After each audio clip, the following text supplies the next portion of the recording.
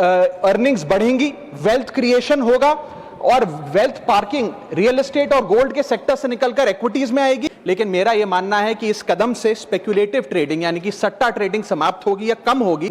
Presented only 8 days ago is not right at all. Thank you. माननीय सदस्यगण please माननीय सदस्यगण, ये आप सबसे अपेक्षा की जाती है कि रिटन स्पीच पढ़ने के बजाय अपने आप पॉइंट्स कहें। प्लीज आप सभी सदस्यों से do not read, you are not suppose to read your written statements. Please माननीय श्री राघव चड्ढा। सर अक्सर देखा जाता है कि जब वित्त मंत्री जी बजट पेश करती हैं, कृपया चेयर पे बैठ कर ना बोले सर। अक्सर प्लीज अगर समय देंगे तो हम बगैर पेपर देख के बोलेंगे, मगर समय नहीं होगा तो पेपर पढ़ना पड़ेगा सर। आप बहुत सीनियर सदस्य हैं, समय आवंटित होता है पार्टी दलों के द्वारा बीएससी मीटिंग में, ये चेयर नहीं करता, आप जरूर जानती होंगी। Please Raghav Chadha ji please. Sir अक्सर देखा जाता है जब वित्त मंत्री बजट पेश करती हैं तो रूलिंग कोalition के जो एमपीज हैं जो ट्रेजरी बेंचेस पर बैठते हैं वो सरकार की तारीफ करते हैं और कहते हैं कि इससे भारतीय अर्थव्यवस्था में क्रांति आ जाएगी इस बजट से। और विपक्ष में जो बैठे हैं वो अक्सर निंदा करते हैं, कहते हैं किसान की कमर तोड़ दी, बहुत महंगाई हो गई, अमीर और अमीर हो रहा है, गरीब और गरीब हो रहा है। लेकिन मैं आज प्रयास करूंगा कि एक ऑब्जेक्टिव एनालिसिस इस बजट का करूं और कंस्ट्रक्टिव क्रिटिसिज्म अपना आपके माध्यम से वित्त मंत्री को दूं। So the title of my speech is The Good, the Bad and the Way Forward. 4 good things that I found in this budget, 4 bad things that I found in this budget, and 4 innovative suggestions to the Honorable Finance Minister. So the first good thing that I found in the budget is that there was an increase in the STT for derivative trading. Usually सरकार की निंदा हुई इस विषय को लेकर, markets भी गिरी, लेकिन मेरा यह मानना है कि इस कदम से स्पेक्युलेटिव ट्रेडिंग यानी कि सट्टा ट्रेडिंग समाप्त होगी या कम होगी और रिटेल इन्वेस्टर जो 90% रिटेल इन्वेस्टर एफएनओ सेक्टर में नुकसान भुगतता है, फ्यूचर्स एंड ऑप्शंस के चलते जुआ खेलता है, उसमें आपको रिटेल इन्वेस्टर की प्रोटेक्शन का एक माध्यम बन सकता है। लेकिन मैं इसी के साथ साथ वित्त मंत्री जी को याद दिलाना चाहूंगा कि एसटीटी का जेनेसिस क्या है, एसटीटी का जन्म कब हुआ। एसटीटी हमारे senior colleague mister P Chidambaram जब फाइनेंस मिनिस्टर थे तो उन्होंने इंट्रोड्यूस किया and it was introduce to replace long term capital gain tax on equities. जब long term capital gain on equities zero था तब एसटीटी को लाया गया कि वे एक सिंपल अपफ्रंट लेवी होगी ट्रेड्स पर regardless of profit and loss.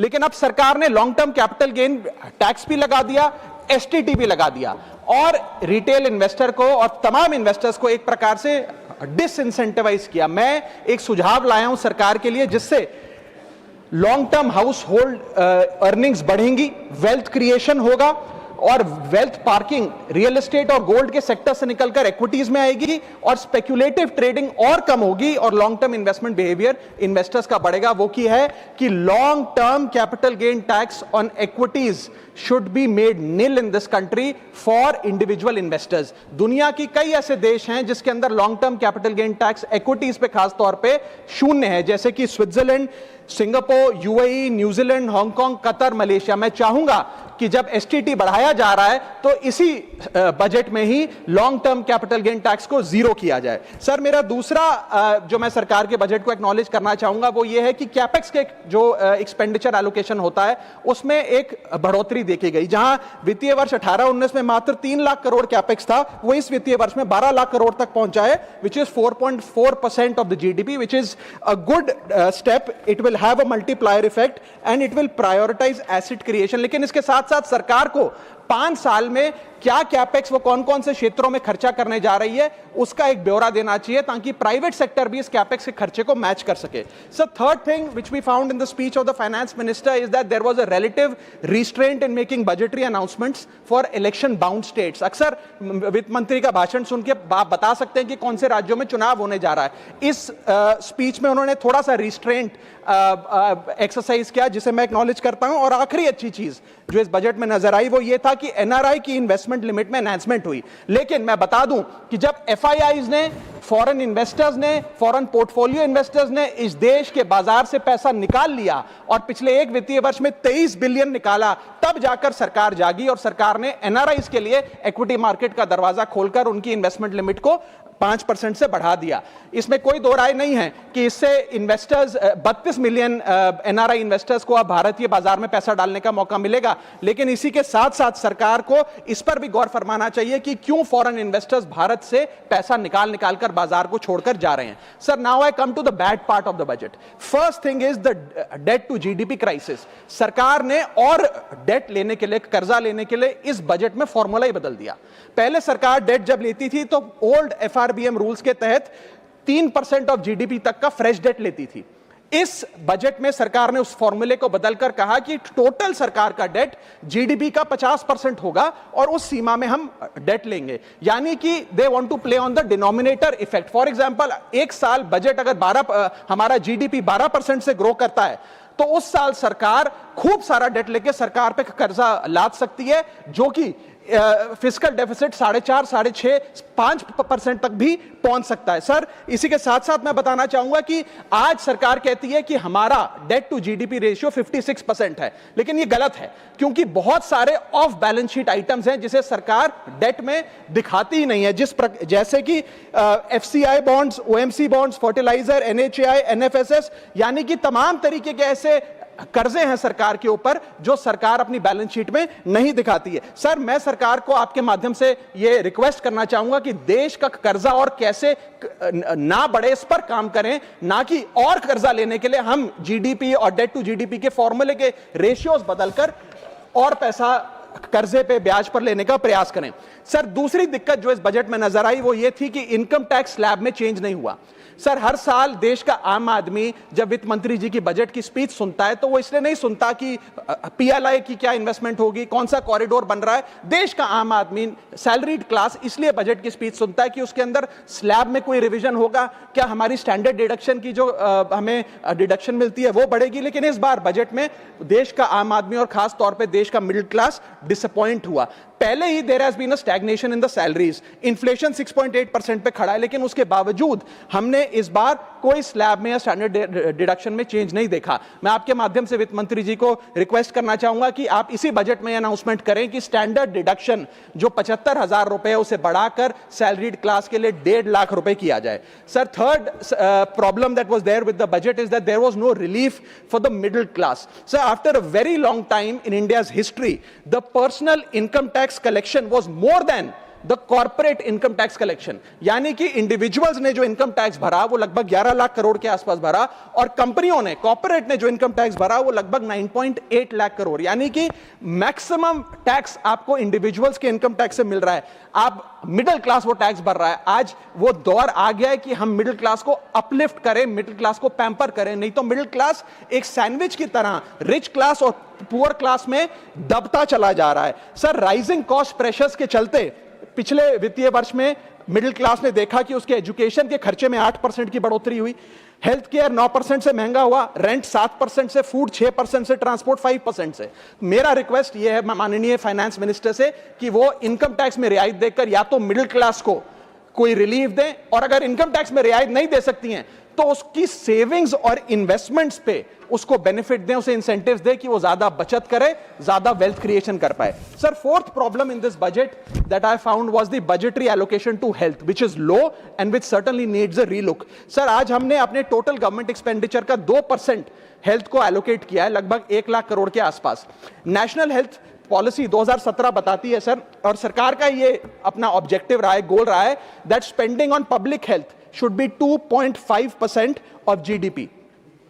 आज हम 2026 में खड़े हैं, हमारी पब्लिक हेल्थ पे स्पेंडिंग मात्र 0.5% ऑफ जीडीपी। हम अपने लक्ष्य से कोसों मील दूर हैं। जहां यूएस में 18% ऑफ जीडीपी हेल्थ केयर पे खर्च होता है, यूके में 12%, जर्मनी में 13%, स्वीडन में, नेदरलैंड में, डेनमार्क में, जापान में, स्पेन में 10% ऑफ जीडीपी खर्च होता है, क्योंकि वो देश जानते हैं कि जान है तो जहान है। लेकिन हमारे देश में मात्र 0.5% ऑफ जीडीपी हम अपने हेल्थ पे खर्च करते हैं, और इसके चलते आलम यह है कि सरकारी अस्पताल में अगर आप चले जाइए, which is the bone which is called the backbone of India's health care, वहां पर आपको पुरानी जर्जर बिल्डिंग मिलेंगी, मैसिवली अंडरस्टाफ्ड हॉस्पिटल मिलेगा, ओवरवर्क डॉक्टर मिलेंगे, पॉपुलेशन के हिसाब से बेड नहीं मिलेगा, जांच के लिए मशीनें नहीं हैं, दवाइयों की कमी है, और अगर इलाज की ऑपरेशन की डेट मिल भी जाए तो वो डेट इतनी दूर होती है तब तक मरीज चल बसता है. Sir, the reality is that COVID made us realise and it was a wake up call for India's public health infrastructure. And I want to ask the house today, are we prepared,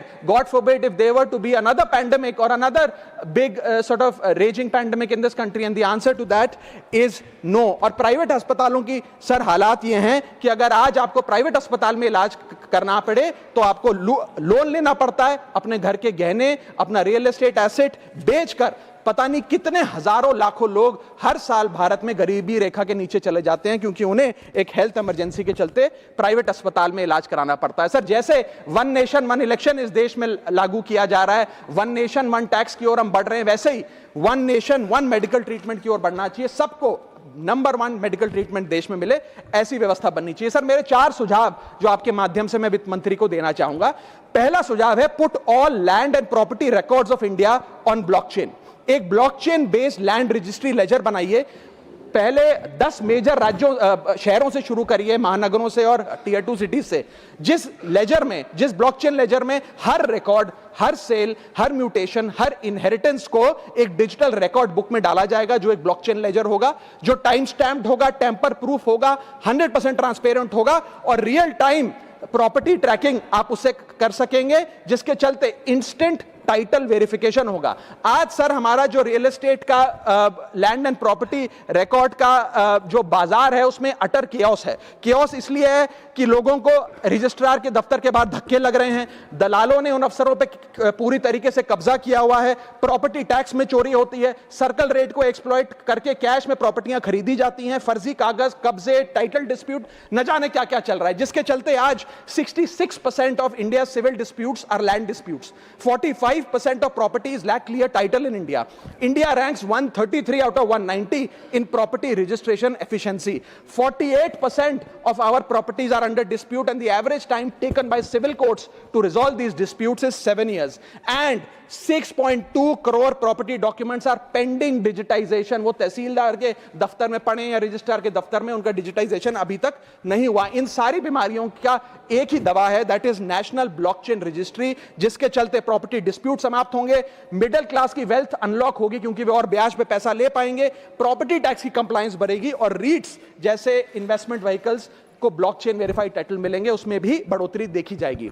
इसी के साथ साथ sir दुनिया के कई देशों ने इसे लागू कर दिया है. स्वीडन में यह लागू है जहां पर एक दिन में आप प्रॉपर्टी का ट्रांजैक्शन कंप्लीट कर सकते हैं, वहां डिस्प्यूट रेट 2% है. जॉर्जिया में है जहां 3 दिन में प्रॉपर्टी का ट्रांजैक्शन खत्म हो जाता है, डिस्प्यूट रेट 1% है. और यूएई में है जहां 10 मिनट में आप अपनी प्रॉपर्टी खरीद बेच सकते हैं, वहां डिस्प्यूट रेट 1% से भी नीचे. और वहां हिंदुस्तान में प्रॉपर्टी बेचनी हो तो 2 से 6 महीने लगते हैं और 48% डिस्प्यूट रेट है.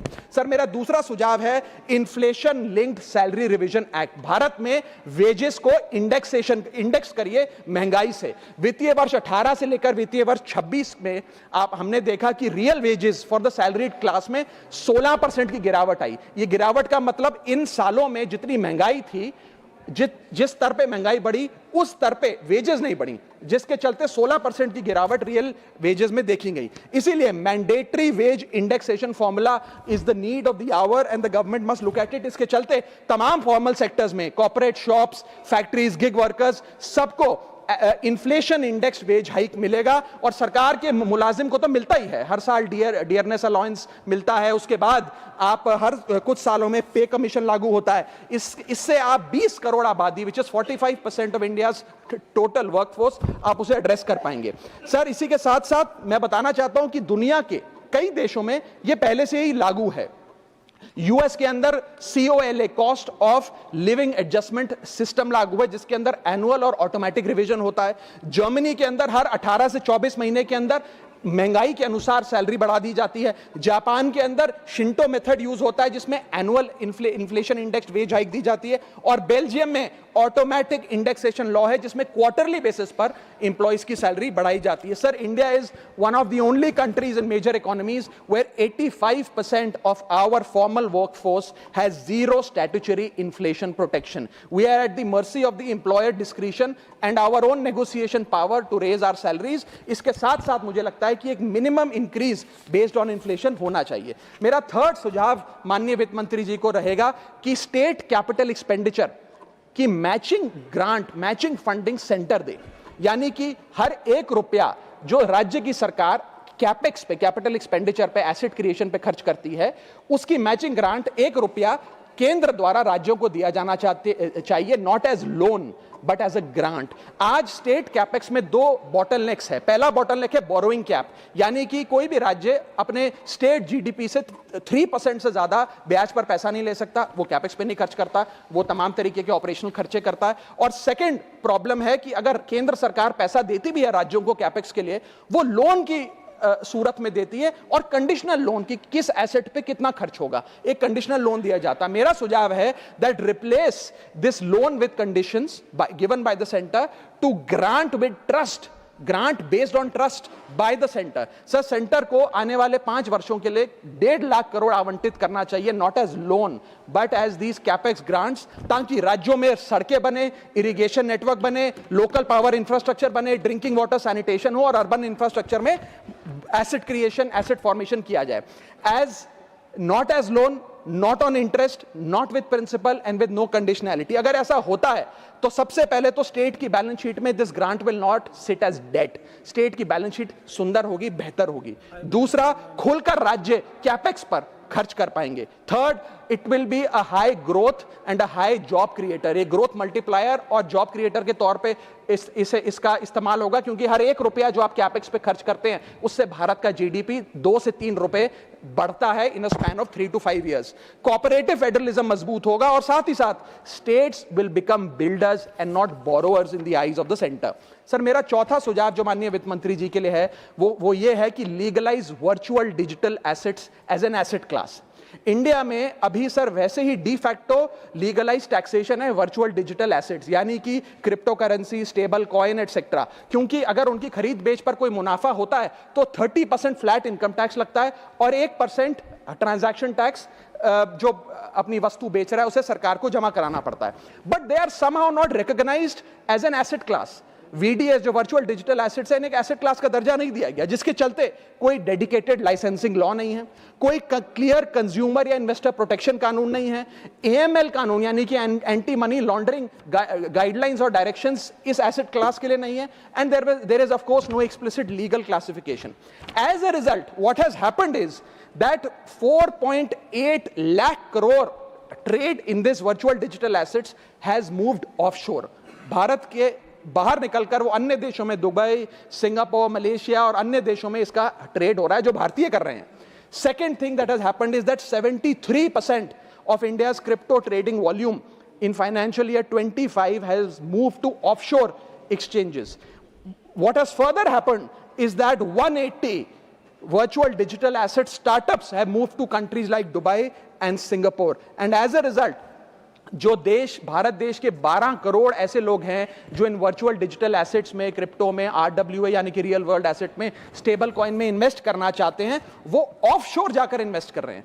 जरूरत है कि हम कंप्लायंस हिंदुस्तान में लागू करें, उसे हेविली रेगुलेट करें, लेकिन उसे ऑनशोर लाएं। इसके चलते अगर ऐसा होता है तो सरकार के खजाने में 15 से 20 हजार करोड़ रुपए का इजाफा होगा, उन्हें उतना टैक्स मिलेगा। और इसी के साथ साथ मैं सरकार को कहना चाहता हूं that we currently tax these virtual digital assets as if they are legal, but we regulate them as if they are illegal. मेरा सुझाव है कि इसे heavily regulate करिए, रिंग फेंस करिए इस इकोसिस्टम को, AML गाइडलाइंस यानी कि एंटी मनी लॉन्ड्रिंग कानून और मजबूत करिए, लेकिन prohibition is not protection, regulation is protection. Thank you so much, sir. Thank you, धन्यवाद माननीय राघव चड्ढा जी।